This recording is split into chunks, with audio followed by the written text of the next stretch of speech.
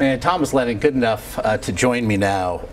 Thomas, I was watching you and Matthew earlier this morning on CBS this morning. It is apparent that the two of you have chemistry, and that actually it stretches back a ways with you and Matthew. What's it meant? It does.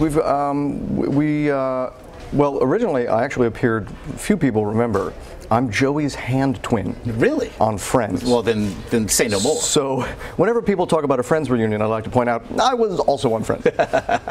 I'm on 2, he was on like 230 or something like that. But I did not actually meet him on Friends. That was the era of Friends when people were very busy and didn't say hello. So we met then on a movie called 17 Again, in which I played, believe it or not, dorky white person. Wow. Yeah, which is something I guess I've just been nailing. Oh, there I am.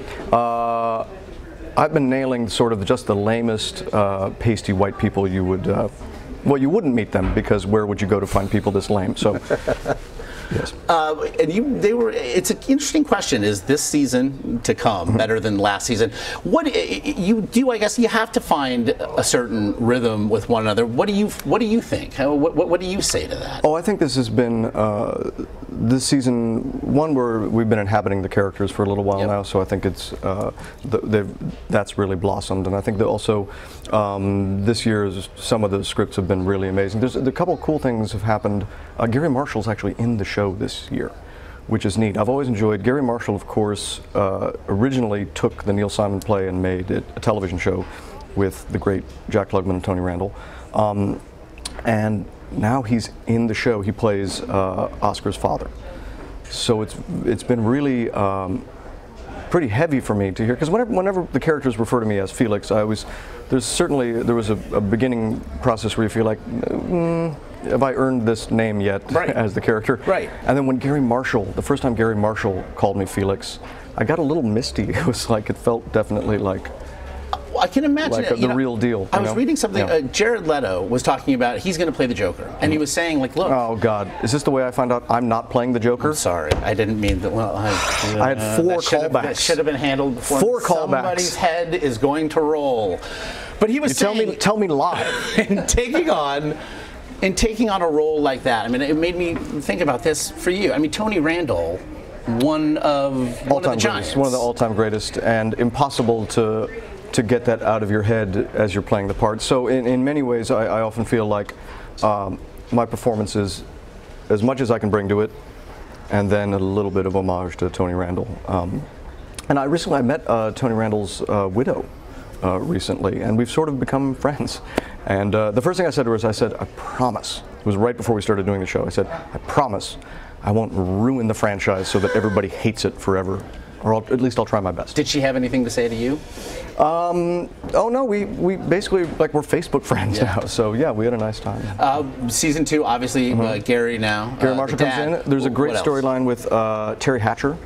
Comes in and plays Oscar's sort of on-again, off-again romantic interest, and she's brilliant and amazing. A lot of fun stuff. I played the cello a little bit more. If you like seeing me play the cello, if you like seeing me nude, you'll see me nude a little bit. Go. That's terrific. I think, like most of America, I guess there was so much clamoring and so many letters to CBS. They're like, when are we going to see Felix running around without any clothes on? The answer is this season. I need to separate myself. The journalistic objectivity must go out the window, of course, if only to pay proper homage to the state. Of course. Does it still inform you today? This is a fascinating thing for people who don't know, which is most people who aren't deep cut comedy nerds like yourself. Deep. This is a show that we did from 1992 to 1995, basically, on MTV. When they were still doing videos. Back when they used to do shows like this. And yeah, it was us and then music videos and Beavis and Butthead. But the interesting thing about the state is we all met, we were 18 years old when we met.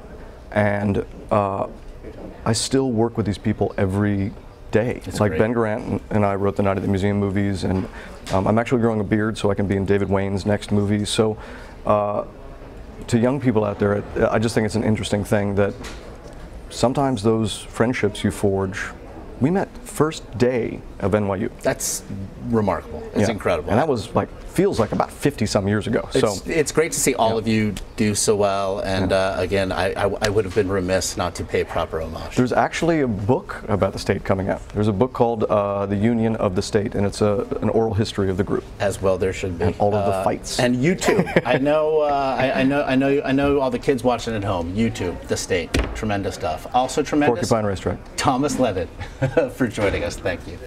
And don't forget to watch the season 2 premiere of The Odd Couple this Thursday, 8:30, 7:30 Central, only on CBS.